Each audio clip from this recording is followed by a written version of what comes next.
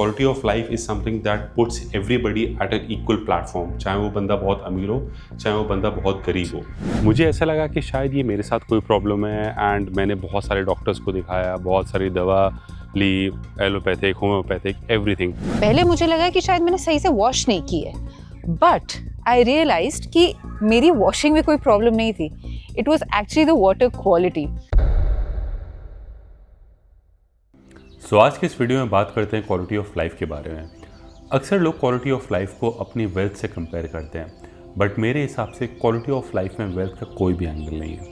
Quality of life can only be defined by what type of air you are breathing, what type of water do you have access to and what type of environment you are living in. So आज के इस video में discuss करते हैं कि मेरे हिसाब से क्वालिटी ऑफ लाइफ की एक्चुअल डेफिनेशन क्या होनी चाहिए। So without further ado let's start this video. एक पर्सनल एनेक्डोट के साथ शुरू करता हूँ। जब मैं 2020 में इंडिया में था, तब मेरे को याद है जब मैं गुड़गांव में रहा करता था, which is very close to Delhi, तब प्रॉब्लम क्या होती थी कि मेरी नाक से पानी ज़्यादा आता था। मतलब I had a very watery nose. मुझे ऐसा लगा कि शायद ये मेरे साथ कोई प्रॉब्लम है एंड मैंने बहुत सारे डॉक्टर्स को दिखाया, बहुत सारी दवा ली, allopathic, homoeopathic, everything, but then वो ठीक नहीं हो रही थी। So eventually I came in to terms with the fact कि यार चलो ठीक है, कोई ऐसी प्रॉब्लम है जो ठीक नहीं हो रही है एंड इतनी बड़ी भी इशू नहीं थे कि उससे मेरी डे टू डे लाइफ में कोई फ़र्क पड़े। तो फिर मैंने उसके बारे में सोचना छोड़ दिया। But then 2022 when I moved here, सिर्फ 1 महीने के अंदर अंदर मेरी ये जो प्रॉब्लम थी वो सॉल्व हो गई। तब मेरे को समझ में आया कि नहीं, the problem is not with my nose, the problem was actually with the environment, with the kind of atmosphere I was living in. Delhi में जनरली जो AQI है वो बहुत ज़्यादा हाई रहता है, अराउंड 300 प्लस रहता है almost through out the year. Specially जब दिवाली वाला समय आता है, जब विंटर्स आती हैं, तब तो 700 900 कितना भी चला जाता है। बट यहाँ पर जो AQI है, I would say by all means this is not perfect as well, but यहाँ पर जो AQI है वो ऑलमोस्ट 70 के आसपास रहता है। It's not very healthy, but it's not too bad as compared to Delhi, like 700 or 900. This is the reason why मैं जब यहाँ पर शिफ्ट हुआ तो मेरी ये प्रॉब्लम जो थी वो परमानेंटली रिजॉल्व हो गई and I was able to breathe much better.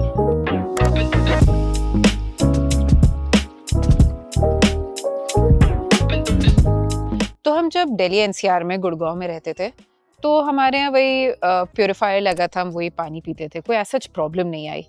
And हम फिर उसके बाद दुबई मूव हुए and things were still fine. यहाँ पे भी हम प्योरीफाइड वाटर ही लेते थे, बट टैप वाटर काफ़ी अच्छा था। मतलब हम उससे ईजिली खाना बना सकते थे, इनफैक्ट बनाते ही हैं अभी भी, पिया भी है कई बार। तो कुछ इतना मेजर चेंज नहीं आया, इट वॉज फाइन। हमारी लाइफ में चेंज आया कब? जब हमारी लाइफ में आई Zoya, when she was 2 months। तब हम गए इंडिया एंड हम थे गुड़गांव में। एज़ यूजुअल हमने उसकी जो मिल्क बॉटल्स होती हैं वो बॉयल करनी पड़ती हैं एंड हमने वॉश की एंड वी बॉइल्ड इट।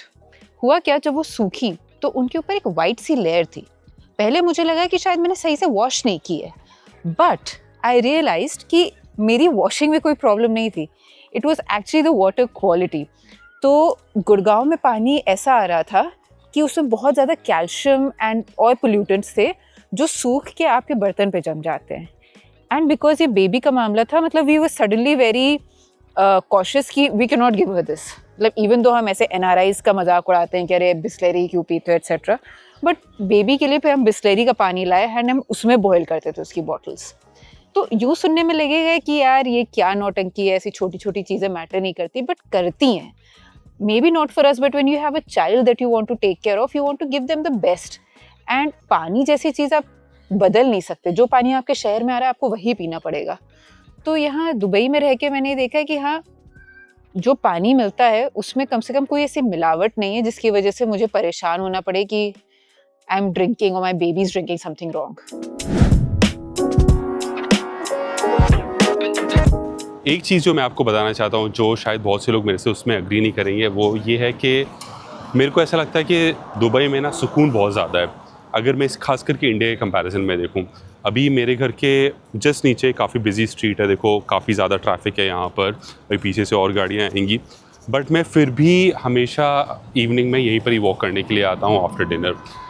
इतनी ज़्यादा ट्रैफिक अगर इंडिया में होगा कहीं पर भी, मुझे नहीं लगता कि आप स्ट्रीट्स पे वॉक कर पाओगे, क्योंकि एक तो पहली बात तो फुटपाथ भी नहीं है। फुटपाथ अगर है भी तो इतने ज़्यादा शोर शराबे वाली गाड़ियाँ वहाँ से निकलती हैं, लोग हॉर्न बजाते रहते हैं अननेसेसरली, और आपको हमेशा बच के चलना पड़ता है कि कोई बेवकूफ़ ड्राइवर कहीं सिग्नल ना तोड़ दे या पेडेस्ट्रियन क्रॉसिंग कॉर्नर नहीं करे, या फिर फॉर दैट मैटर कोई जो स्ट्रे एनिमल्स होते हैं वो भी कई बार काफ़ी मेनेंस क्रिएट कर देते हैं। आपको डर डर के चलना पड़ता है कि यार कहीं कोई कुत्ता, बिल्ली या कोई दूसरा जानवर कहीं ऐसा ना हो जिससे आपको बच के चलना पड़ेगा, राइट। तो ये एक बहुत ही बड़ा एडवांटेज है कि मेरे को कहीं स्पेशली नहीं जाना पड़ता just because I want to walk after dinner, right. और मेरे घर के आसपास काफ़ी ज़्यादा चक्काचौंध है, तो I always stay very entertained as well.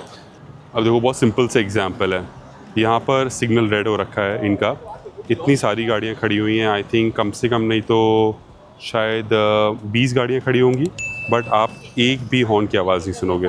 No buddy is honking, सब लोग आराम से खड़े हुए हैं। एंड सिमिलरली यहाँ पर जिनका सिग्नल ऑन है, जिनका सिग्नल ग्रीन है, वो लोग आराम से जा रहे हैं। Again nobody is honking. अब इनका अगर ग्रीन होगा, देखना सब लोग ये लोग आराम से जाएंगे without honking at each other.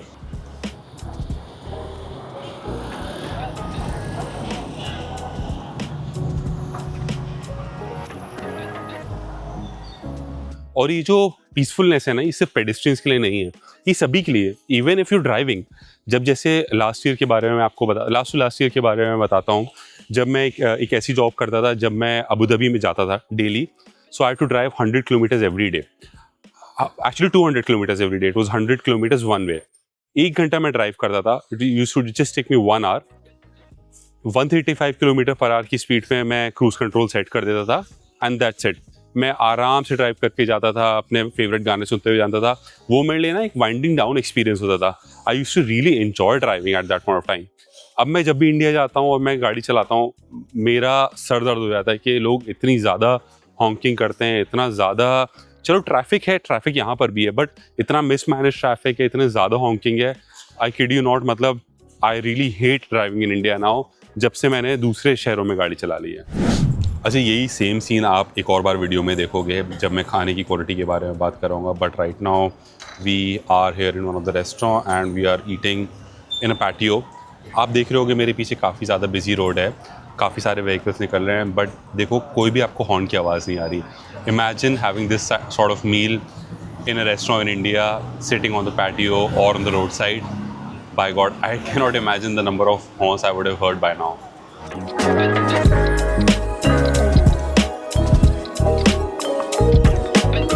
One thing that I've always noticed whenever I eat something in the UAE is कि यहाँ पर quality of ingredients बहुत अच्छे हैं। मेरे को कभी भी ये नहीं सोचना पड़ता है कि मैं कौन से रेस्टोरेंट से खाना ऑर्डर कर रहा हूँ, कौन से रेस्टोरेंट में जाके खाना खा रहा हूँ, even if it is let's say very fancy 5-star sort of restaurant or if it is a very basic street side sort of a restaurant, quality of food and hygiene is always top notch. इसी reason से क्या होता है कि मैंने और ज़हरा ने हमेशा ही नोटिस किया कि कभी भी यहाँ पर खाना खा के हमारा कभी भी पेट नहीं ख़राब हुआ। यहाँ पर हम लोगों ने कभी भी ऐसी कोई न्यूज़ नहीं देखी कि किसी पर्टिकुलर रेस्टोरेंट में कोई ऐसा रेस्टोरेंट पकड़ा गया जहाँ पर कुछ गंदा खाना वो लोग सर्व कर रहे थे, या बहुत ज़्यादा पुराना खाना सर्व कर रहे थे, या फिर अडल्ट्रेटेड आइटम्स सर्व कर रहे थे, जो कि कंप्लेंट्स काफ़ी ज़्यादा कॉमनली रिसीव होते हैं किसी इंडियन रेस्टोरेंट में। तो ये इंडिया के रेस्टोरेंट में, तो ये चीज़ हम लोग हमेशा से we have been very thankful that we are living in this place, कि हम लोग को कभी भी सोचना नहीं पड़ता what we are putting into our bodies. एक और बात ये है कि now that we have a very young daughter, हम लोग और काफ़ी ज़्यादा रिलैक्स रहते हैं, क्योंकि कभी भी कोई सैलेड का आइटम आता है तो हम उसको ऑफ़र कर देते हैं, या फिर कोई फ्रूट आता है खाने में तो हम उसको ऑफ़र कर देते हैं, because she has not started eating salt and sugar yet. But कभी भी इस तरीके कुछ भी खाना होता है हम उसको बेझिझक दे पाते हैं, क्योंकि हमको पता है कि उसकी प्रोसेसिंग एंड क्वालिटी दोनों ही काफ़ी अच्छी है। मैं ऑलमोस्ट 6 से 7 साल गुड़गांव में रहा। वहाँ पर जब मैं पहले मोस्टली रेंट पे रहा करता था, इतनी ज़्यादा टेंशन होती थी, इतनी ज़्यादा हैसल होती थी। जब कोविड के टाइम पे रेंट्स नीचे गए तो मेरे को सस्ते में घर मिल गया, बट फिर जब उसके बाद मार्केट करेक्शन हुआ तो अपनी मन मर्जी के हिसाब से 20% 30% मेरा रेंट इंक्रीज़ हो गया। तो मैं एक फाइनेंशियल प्लानिंग ही नहीं कर पा रहा था कि भाई मेरे को अगले साल इस घर में रहना ही के लिए रहना है, और मैं जो मेरी सैलरी थी वो ऑफकोर्स मेरी इतनी तो एकदम से बढ़ नहीं गई, तो इस रीज़न से मेरे को समझ में नहीं आ रहा था कि जो मेरा सबसे बड़ा खर्चा है वो मैं कैसे अफोर्ड कर पाऊँगा। बट यहाँ पर वो चीज़ नहीं है, यहाँ पर आपकी मर्ज़ी के हिसाब से रेंट आप नहीं बढ़ा सकते। यहाँ पर ऑल्दो मैं जिस बिल्डिंग में रहता हूँ ये सिर्फ प्योरली रेंटिंग के पर्पज़ से बनी हुई है, बट अगर आप किसी इंडिविजुअल से भी घर रेंट पे लोगे तो वो आपका रेंट ऐसे ही नहीं बढ़ा सकता। मेरे को एग्जैक्टली पता है कि अगले साल मैं कितना रेंट पे करूँगा। There is a rental index calculator जिसके थ्रू मैं आराम से ये चीज़ गेस कर सकता हूँ एंड मेरे को मैं अगले साल की फाइनेंशियल प्लानिंग कर सकता हूँ। ये प्रॉब्लम मेरे को इंडिया में काफ़ी ज़्यादा फेस होती थी। प्लस इंडिया में जो कॉन्ट्रैक्ट बनता था ना उसकी कोई बहुत ज़्यादा वैल्यू नहीं होती थी, क्योंकि होता क्या था कि वो लोग कॉन्ट्रैक्ट में लिख तो देते थे कि 5% rent will increase, 10% rent will increase, but उसमें क्रिस्टल क्लियर ये कोई रूल्स नहीं होते थे कि अच्छा अगर लेट से मैंने एक यहाँ पर वॉल में नेल लगा दी तो उसका मेरे क्या डिडक्शन होगा सिक्योरिटी में। हर बंदा अपनी मर्जी के हिसाब से डिडक्ट करता था, बट यहाँ पर ऐसा बिल्कुल भी नहीं है। यहाँ पर अगर आप किसी रेंटल घर में भी रह रहे हो तो भी आप उसको अपने घर की तरह रहते हो एंड यहाँ पर ये छोटी मोटी चीज़ों के लिए कोई आपकी सिक्योरिटी डिपॉजिट कट नहीं करता। अगर हाँ आपने कुछ बहुत ही मेजर प्रॉब्लम की है घर में तभी आपका सिक्योरिटी डिपॉजिट कट होता है। उसके अलावा ये सारी चीज़ें नॉर्मल वेयर एंड टेयर में आती, जो कि जब आप घर खाली करते हो उसके बाद वो दोबारा उसको रेनोवेट करके अगले बंदे को घर को रेंट पे देते हैं। तो जैसे कि मैंने वीडियो की स्टार्टिंग में बोला था ना, quality of life is something that money cannot buy. Quality of life is something that puts everybody at an equal platform, चाहे वो बंदा बहुत अमीर हो चाहे वो बंदा बहुत गरीब हो। मेरे को ऐसा लगता है कि हाँ मैंने इस वीडियो में शायद 5-6 पॉइंट्स बताए होंगे। अब आप आर्ग्यू ये कर सकते हो चलो ठीक है यार मैंने अपने घर में फ़िल्टर लगा लिया, if I don't have a clean water directly out of the tap, चलो ठीक है मेरे को कोई प्रॉब्लम नहीं है। अगर मेरे को घर के रेंट करने में थोड़ा सा हैसल करना पड़ रहा है मेरे को उससे कोई बड़ी प्रॉब्लम नहीं है। बट आप ये सोचो ना कि people who are living in the UAE or in these type of countries, they have one less problem in all of these segments. So one less problems keeps adding up. I don't have to think about clean water, I don't have to think about clean air, I don't have to think about having transparent rules of renting. ये सारी चीज़ें ना add up करके it gives you a better living experience in a country. So I hope ये आपको आज का video अच्छा लगा होगा and I hope this video was helpful for you to make a decision if you want to move to Dubai और नॉट। And अगर आपको वीडियो अच्छा लगा है then please like this video and do subscribe to the channel. Also let me know in the comments below what sort of videos you want to watch on this channel. मिलता हूँ मैं आपसे नेक्स्ट video में, bye bye.